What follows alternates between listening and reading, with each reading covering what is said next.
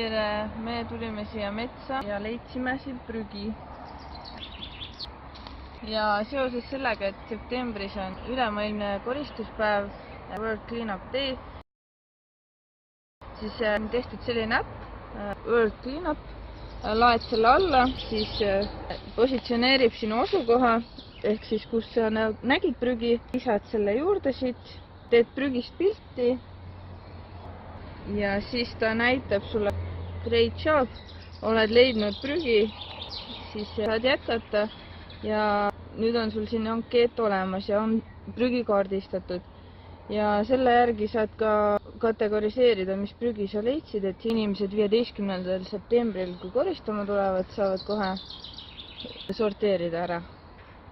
Ja nii lihtne see ongi. Kui sa oled pildi ära teinud, siis sa saad valida siit, kui palju sul on prügi leitud, ehk siis kui on käputäis, siis sa võid selle esimeseks jätta, aga kui on rohkem, siis valid siit vastavalt selle suurusjärgi.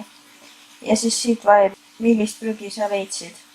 Me leidsime nii klaas kui paberit ja plastikut. Ja siis mina juba salvestasin ära, aga sul peaks siia tulema ette valikud, et kas on cleaned, ehk siis sa saad ise ära koristada või siis kui ei saa, siis läheb niimoodi ja ta salvestab automaatselt. Kui on ka mingisugune ohtlik jääde, siis sulle tuleb siia ka üks valik. Ja nii on ära märgistatud üks prügikoht. Ja nii lihtne see ongi. Mehed, teeme looduse puhtaks.